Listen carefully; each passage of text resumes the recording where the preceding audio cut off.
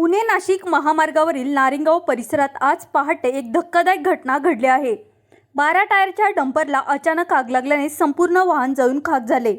मिळालेल्या माहितीनुसार आज पहाटेच्या सुमारास ही घटना घडली। संबंधित डंपर सिमेंट वाहतूक करत होता। प्रवासादरम्यान अचानक इंजिनमध्ये बिघाड निर्माण झाल्याने ही आग लागल्याचा प्राथमिक अंदाज व्यक्त करण्यात येत आहे। आग इतकी भीषण होती की काही वेळातच संपूर्ण गाडीने पेट घेतला आणि डंपर पूर्णपणे जळून खाक झाला। या घटनेची माहिती मिळताच स्थानिक नागरिक आणि अग्निशमन दल घटनास्थळी दाखल झाले आणि आग नियंत्रणात आणण्यात यशस्वी झाले। सुदैवाने या घटनेत कोणतीही जीवितहानी नाही, मात्र डंपरचे मोठ्या प्रमाणात नुकसान झाले आहे। नमस्कार, आपलं नाव, गाव आणि पिंपळगाव राहणार। ही गाडी सकाळी मला 4 वाजता इथं म्हणजे काही ॲक्सिडेंट म्हणजे हे झालं, एक्सपायर्ड वगैरे म्हणजे काही जळाली, आग लागली गाडीला। काही त्याच्यामध्ये वायरिंग प्रॉब्लेम असल्यामुळं ही गाडी सिमेंटची बनवून आलेली होती, दिल्लीवरून आलेली होती। आज 14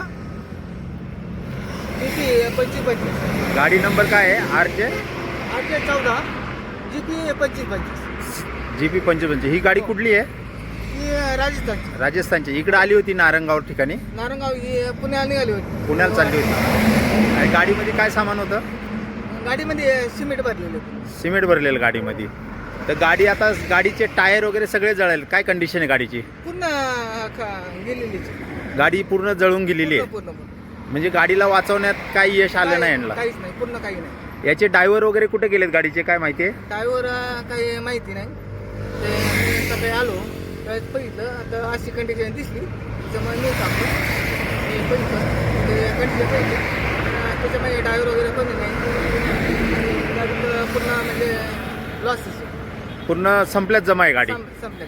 काहीच तिचं शिल्लक राहिलं नाही। इंजिन वगैरे तुम्ही पाहू शकता, नाही इंजिन वगैरे काहीच नाही। गाडीचं इंजिन वगैरे पाहू शकता, हे पूर्ण जळून गेलेलं आहे। आतला सगळं स्पेअर पार्ट जळून गेलेला आहे। गाडी पूर्ण जळून गेलेली आहे। टायर वगैरे सर्व जळून गेलेले आहे। 6 टायरची गाडी आहे, मोठी LP गाडी आहे, पूर्ण जळून गेलेली आहे। हे पाहू शकता,